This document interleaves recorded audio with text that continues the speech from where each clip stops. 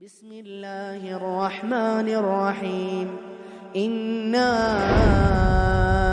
أعطيناك الكوثر فصل لربك وانحر إن شانئك هو الأبتر.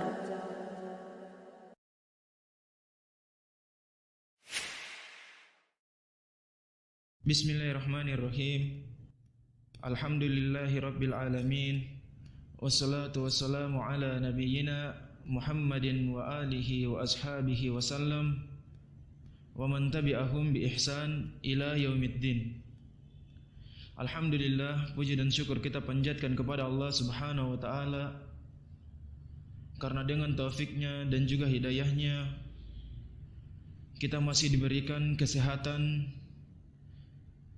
sehingga kita masih bisa berjumpa pada pertemuan kali ini. Dan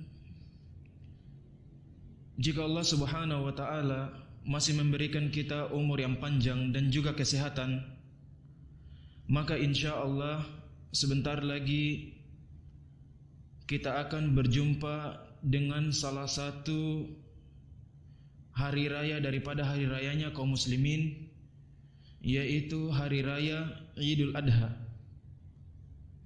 yang dimana di dalam hari raya ini maka ada beberapa amalan ibadah yang kita dianjurkan untuk melakukannya pada hari raya tersebut.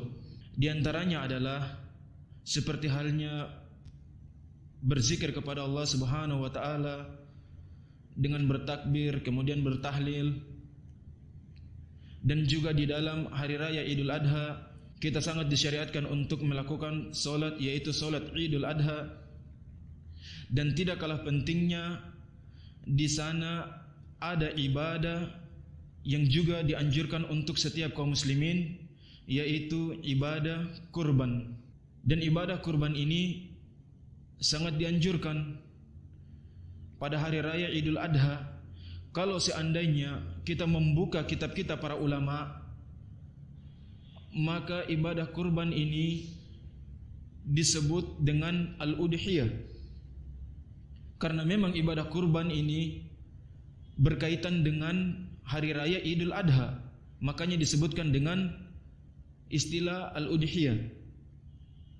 Oleh karena itu definisi kurban atau al-udhiyah menurut para ulama adalah ma yudhbahu min bahimatil an'am taqarruban ilallahi azza wa jal yaumul id. Apa-apa yang disembelih dari hewan-hewan ternak untuk mendekatkan diri kepada Allah Subhanahu wa taala pada hari Id. Oleh karena itu akan masuk di dalamnya beberapa permasalahan, yaitu hewan-hewan apa saja yang akan disembelih atau yang diperbolehkan untuk disembelih pada hari raya Idul Adha. Kemudian siapa yang diperintahkan untuk berkurban, kapan waktu kita diperintahkan untuk berkurban. Naam. Dan sebelum kita masuk kepada semua itu, maka yang perlu kita ketahui bersama-sama terlebih dahulu adalah apa hukum daripada berkurban. Apa hukum daripada berkurban? Tidak diragukan lagi, berkurban dianjurkan di dalam syariat kita, di dalam agama Islam. Allah Subhanahu wa taala berfirman di dalam Al-Qur'anul Karim, "Fasholli li rabbika wanhar." Dan kerjakanlah salat untuk Rabbmu dan berkorbanlah. Lakukanlah atau kerjakanlah salat, dirikanlah salat untuk Rabbmu dan berkorbanlah. Oleh karena itu berkorban sangat dianjurkan.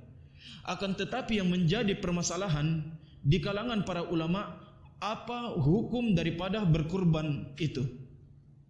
Apakah dia wajib ataukah sunnah ataukah mubah? Di sini terjadi perselisihan di kalangan para ulama. Pendapat yang pertama dari madhab Hanafiyah, mereka mengatakan bahwasannya berkurban itu wajib. Apakah mereka memiliki dalil? Mereka mengatakan na'am, iya. Yang pertama adalah dari ayat Al-Quran, yang sebelumnya kita bacakan. Allah Subhanahu wa taala berfirman, "Fasholli li rabbika wanhar." Dirikanlah salat untuk Rabbmu dan berkurbanlah. Kalimat berkurban di sini menggunakan kata perintah yang menunjukkan kewajibannya. Jika ada kita mendapati di dalam Al-Quran berupa perintah atau di dalam hadis Rasulullah SAW berupa perintah, maka itu menunjukkan suatu kewajiban selama tidak ada yang memalingkannya. Kemudian di dalam hadis mereka memiliki dalil yang berikutnya, yaitu hadis Rasulullah SAW yang diriwayatkan oleh Imam Ahmad rahimahullah dan juga Imam Al-Hakim rahimahullah dan para ulama yang lainnya dari sahabat Abu Hurairah radhiyallahu taala anhu. Rasulullah SAW pernah berkata, "Man kana lahu sa'atan wa lam yudahi fala yaqrabanna musallana." Barang siapa yang dia memiliki kelapangan di dalam rezeki, memiliki kelebihan di dalam rezeki, dan dia tidak berkurban, maka jangan mendekati tempat solatnya kami. Rasulullah SAW mengancam mereka yang memiliki rezeki yang lebih, harta yang berlebihan, lalu tidak berkurban, maka jangan mereka mendekati tempat solatnya Rasulullah SAW. Dari sini mereka mengatakan bahwasanya berkurban hukumnya adalah wajib. Dan ini juga merupakan pendapat dari Imam Al-Auza'i rahimahullah dan juga Imam Al-Laits rahimahullah dan beberapa ulama yang lainnya. Kemudian pendapat yang kedua, mereka mengatakan berkurban hukumnya adalah sunnah muakkadah. Dan ini adalah pendapatnya dari madhab Malikiyah dan juga madhab Asy-Syafi'iyah dan madhab Al-Hanabilah. Mereka mengatakan berkurban hukumnya adalah sunnah muakkadah. Berdalilkan dengan beberapa dalil. Di antaranya adalah Rasulullah SAW pernah bersabda, barang siapa yang melihat hilal Zulhijjah wa arada an yudahi, dan kemudian dia ingin untuk berkurban, maka jangan dia menyentuh atau memotong rambutnya dan juga kukunya. Rasulullah SAW mengatakan, siapa yang melihat bulan Zulhijjah kemudian dia ingin untuk berkurban, maka jangan dia memotong kukunya dan juga rambutnya. Rasulullah SAW mengatakan di dalam lafaz tersebut ada kalimat ingin. Dalam artian siapa yang ingin berkurban, baik dia itu kaya ataupun tidak, baik dia memiliki kelapangan di dalam rezekinya ataukah tidak, maka jangan dia memotong rambutnya dan juga kukunya. Kalimat siapa, keinginan, ini menunjukkan bahwasanya di situ ada pilihan. Entah dia ingin berkurban ataukah tidak. Entah dia itu kaya ataukah tidak. Dari lafaz tersebut, maka mereka mengatakan bahwasanya berkurban tidak diwajibkan. Kemudian di sana juga ada riwayat yang lainnya bahwasanya Abu Bakar As-Siddiq radhiyallahu taala anhu dan juga Umar bin Khattab radhiyallahu taala anhu, mereka tidak berkurban karena dikhawatirkan akan diwajibkan oleh, atau sebagian kaum muslimin menyangka perkara itu adalah perkara yang wajib. Mereka meninggalkan berkurban. Begitu juga Syekh bin Baz rahimahullahu taala ketika ditanya tentang hukum daripada kurban, beliau mengatakan al-udhiyah sunnatun. Berkurban itu hukumnya adalah sunnah. Dan dari perselisihan para ulama kita mengetahui ada yang mengatakan wajib, berkurban adalah wajib, dan ada yang mengatakan sunnah. Al-muhim, walaupun kita menganggap bahwasannya berkurban itu adalah sunnah yang sangat dianjurkan, maka tidak sepantasnya bagi mereka yang memiliki harta yang berlebihan, kelebihan rezeki, tidak berkurban. Tidak sepantasnya. Mereka justru dianjurkan untuk berkurban karena harta yang mereka keluarkan di jalannya Allah Subhanahu wa taala, untuk agamanya Allah Subhanahu wa taala, maka itulah harta sebenarnya, itulah sebenar-benar harta untuknya pada hari kiamat kelak, bukan yang lainnya. Bukan yang lainnya. Baik, kemudian hewan-hewan apa sajakah yang diperbolehkan untuk kita berkurban dengannya? Bersepakat para ulama bahwasannya hewan yang kita diperbolehkan berkurban dengannya adalah yang pertama unta, kemudian sapi, dan yang ketiga adalah kambing. Unta, sapi, kambing. Itu adalah 3 jenis hewan yang kita diperbolehkan berkurban untuknya. Adapun hewan-hewan ternak yang lainnya, walaupun semahal bagaimana harganya, maka dia tidak dianjurkan, disyariatkan untuk berkurban dengannya. Kalau seandainya ada seseorang yang dia mengatakan saya akan berkurban dengan 20 ekor. Taib, kita tanya 20 ekor apa ini? Dia mengatakan 20 ekor ayam jago, ayam petarung. Dan dia katakan dan ayam ini sudah memenangi beberapa pertandingan di luar negara. Bahkan harganya itu mahal. Apakah kita diperbolehkan untuk berkurban dengannya? La, kita tidak diperbolehkan berkurban dengannya, walaupun harganya itu mahal. Walaupun harganya itu lebih mahal. Taib. Lalu kemudian di dalam berkurban, hewan-hewan yang kita akan kurbankan memiliki batas-batas usia. Taib. Adapun untuk unta, maka dia harus sempurna 5 tahun. Lalu untuk sapi sempurna 2 tahun dan kambing sempurna 1 tahun. Dan juga harus diperhatikan bahwasannya hewan-hewan yang kita akan kurbankan ini tidak boleh memiliki cacat. Rasulullah sallallahu alaihi wasallam pernah bersabda di dalam hadisnya yang diriwayatkan oleh Imam Ahmad rahimahullah dan juga para ulama yang lainnya dari sahabat Al-Bara bin Azib radhiyallahu taala anhu, Rasulullah sallallahu alaihi wasallam bersabda, arba'un la tajuz at-tadhiyah la tajuz fid duhaya. 4 jenis yang tidak diperbolehkan untuk kita berkurban dengannya. Yang pertama adalah hewan yang buta, yang butanya itu nampak. Kemudian yang kedua, hewan yang sakit, yang nampak penyakitnya.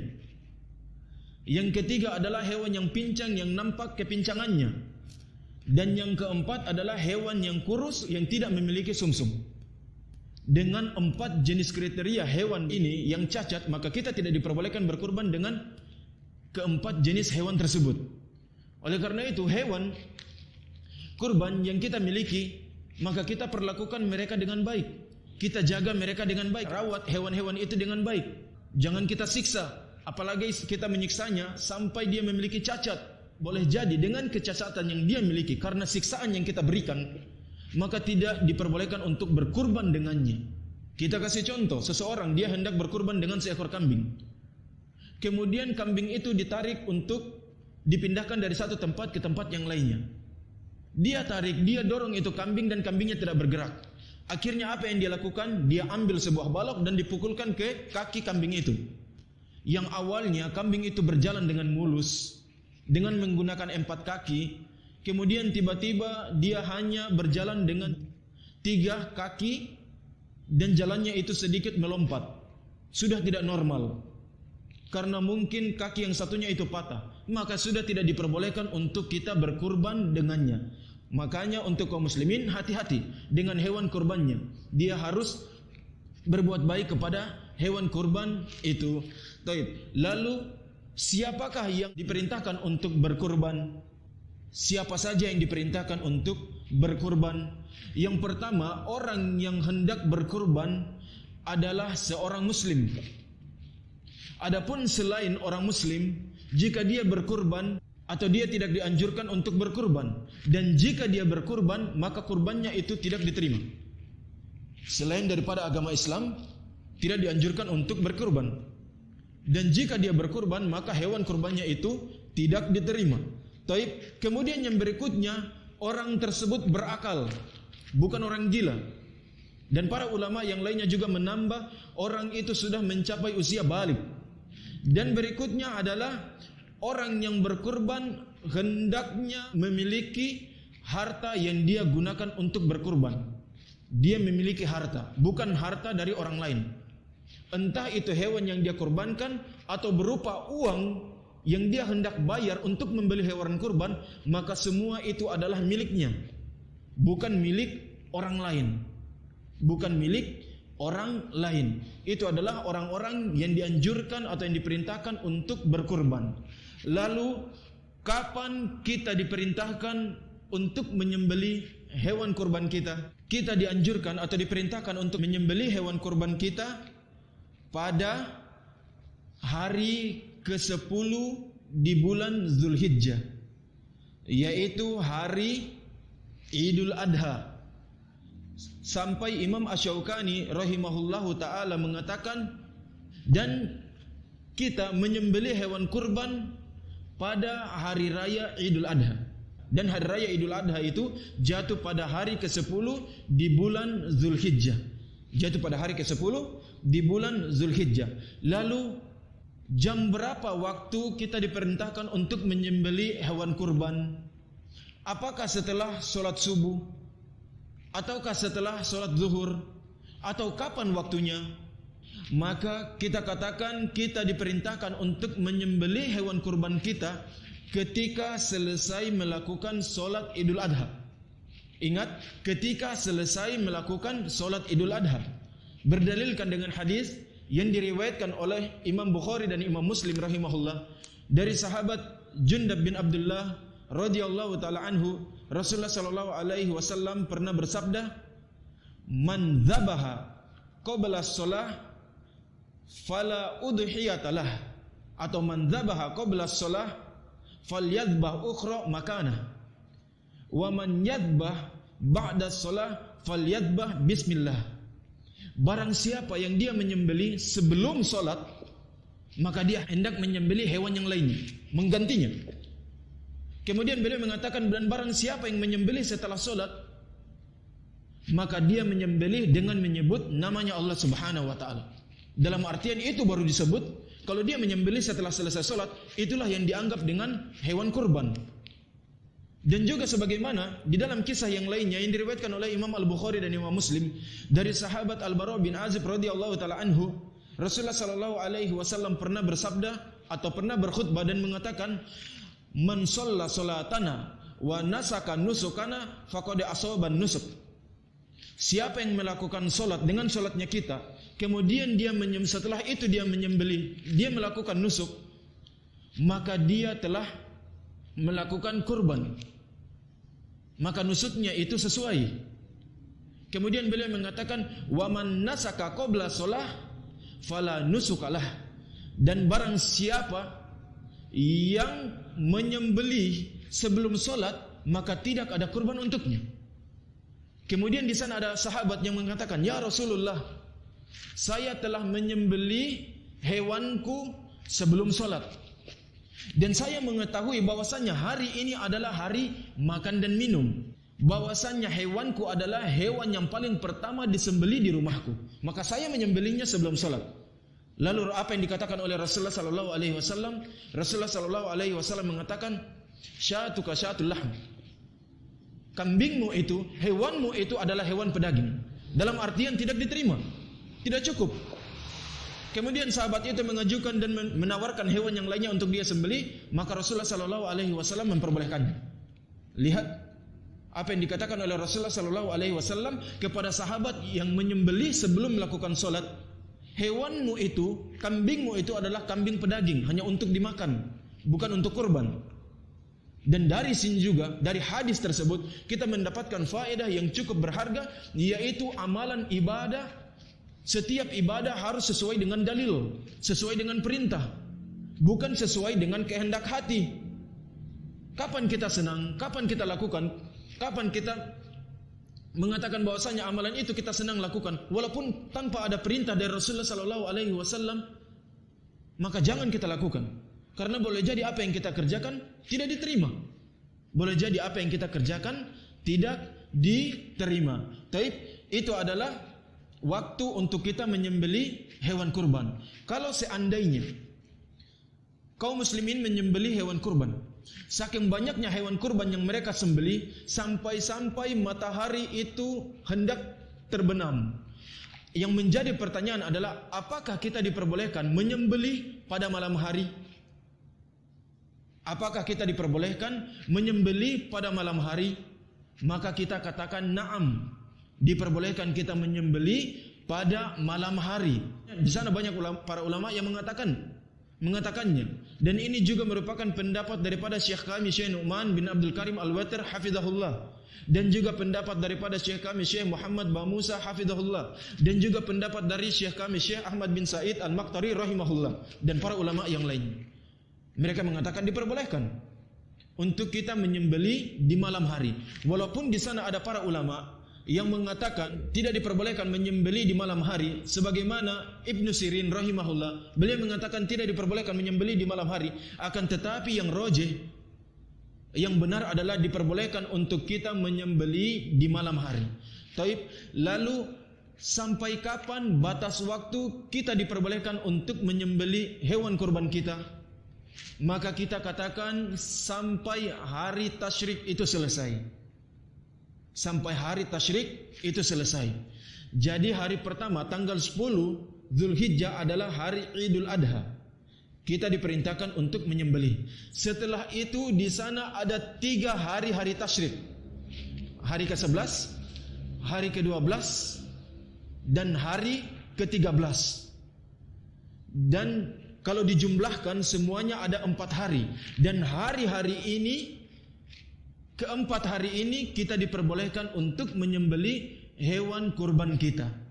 Dan di sana ada ulama yang mereka melarang. Ada yang mengatakan kita hanya diperbolehkan menyembeli pada hari raya Idul Adha. Adapun hari-hari yang lainnya tidak diperbolehkan, sebagaimana yang dikatakan oleh Imam Ibnu Sirin rahimahullah. Dan juga di sana ada ulama yang mengatakan sebaliknya. Mereka mengatakan diperbolehkan kita menyembeli di seluruh bulan Zulhijjah, mulai dari pertama sampai akhir daripada bulan Zulhijjah, sebagaimana yang dikatakan oleh Imam An-Nakhai rahimahullah. Akan tetapi Allah Ta'ala a'lam, untuk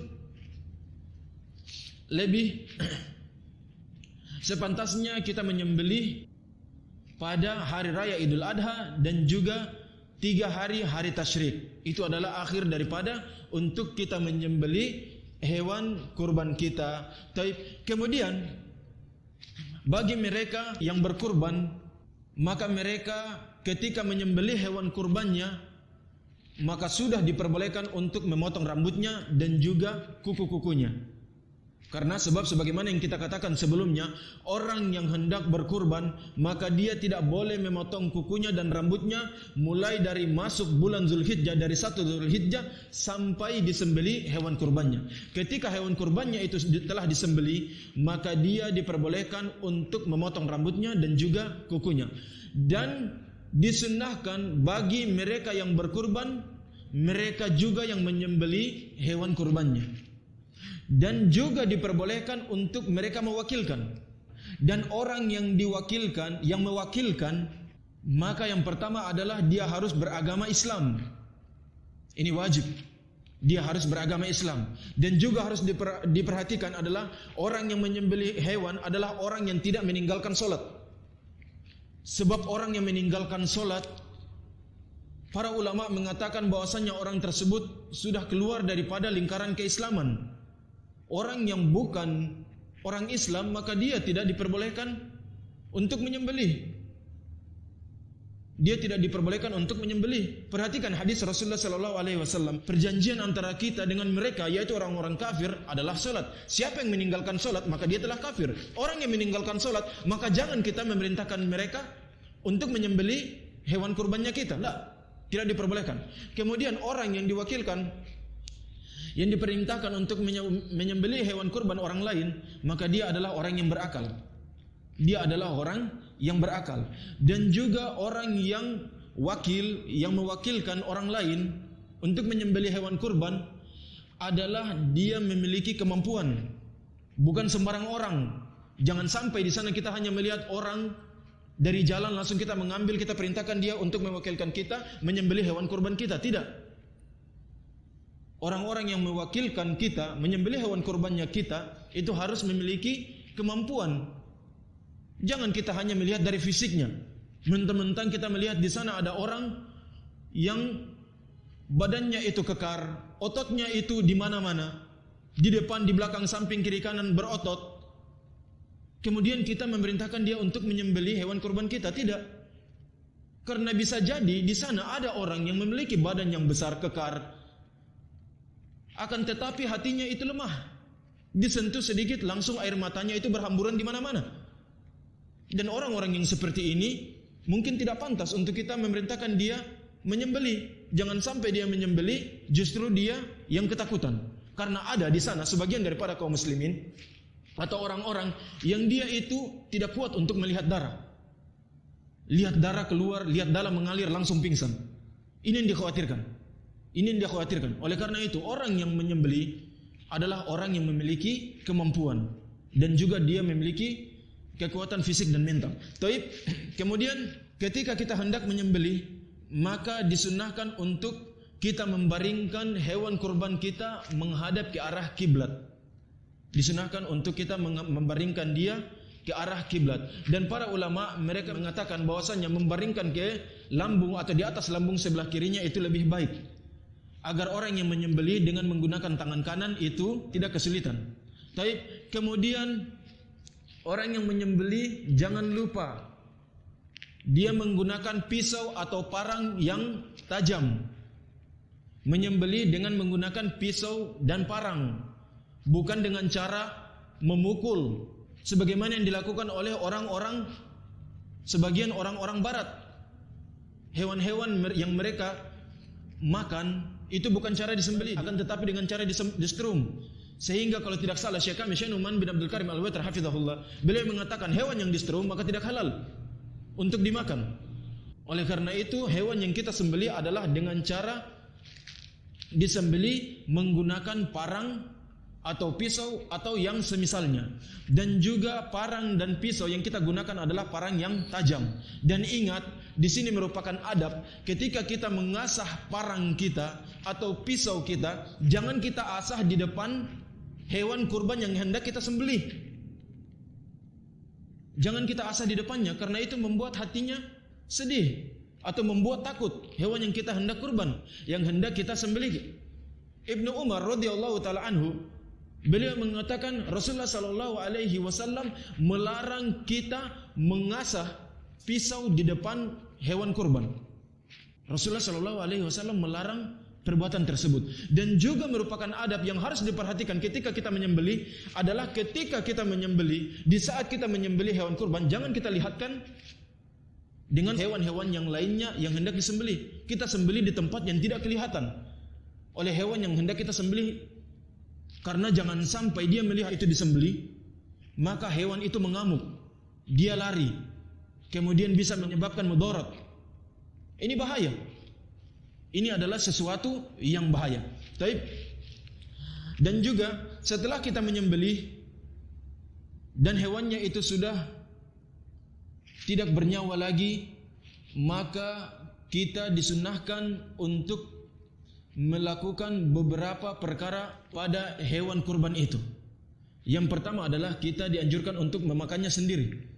Kemudian yang kedua, kita diperintahkan untuk menghadiahkan kepada saudara-saudara kita. Dan yang ketiga, kita diperintahkan untuk bersedekah dengan daging hewan kurban tersebut. Kita diperintahkan untuk bersedekah dengannya. Taib. Dan untuk mereka yang menyembelih, maka tukang jagal jangan dia meminta jatah dari hewan kurban. Tidak diperbolehkan. Lalu apa yang kita berikan? Kita berikan dari hartanya kita yang lain, mungkin berupa uang atau imbalan-imbalan yang lainnya. Adapun dia mengambil jatah dari hewan kurban, misalkan dia menyembelih hewan kurban dan dia mengatakan jatahku adalah kepala. Kalau saya tidak dikasih kepala, maka saya tidak menyembelih, saya tidak mau menyembelih. Silakan cari kiai-kiai yang lainnya, silakan cari orang-orang sakti yang lainnya. Lah, ini tidak diperbolehkan. Dia harus mengambil upah dari yang lain, bukan dari hewan kurban. Taib. Itu adalah sedikit tentang hukum-hukum daripada hewan kurban. Dan kita berdoa kepada Allah Subhanahu wa taala dan memohon kepada Allah Subhanahu wa taala agar memberikan kita kesehatan sehingga kita mampu berkorban, dan kita meminta kepada seluruh kaum muslimin agar ikhlas kepada Allah Subhanahu wa taala sehingga hewan kurban yang dia kurbankan itu diterima di sisi Allah Subhanahu wa taala. Karena jangan sampai dia berkurban dan timbul di dalam hatinya itu sifat riya atau sifat sombong yang menyebabkan pahala dari hewan kurbannya itu hilang. Allahu taala a'lam bisawab. Kita tutup dan doa kafaratul majlis. Subhanakallahumma bihamdik nasyhadu an la ilaha illa anta wa nastaghfiruka wa natubu ilaik. Wassalamualaikum warahmatullahi wabarakatuh.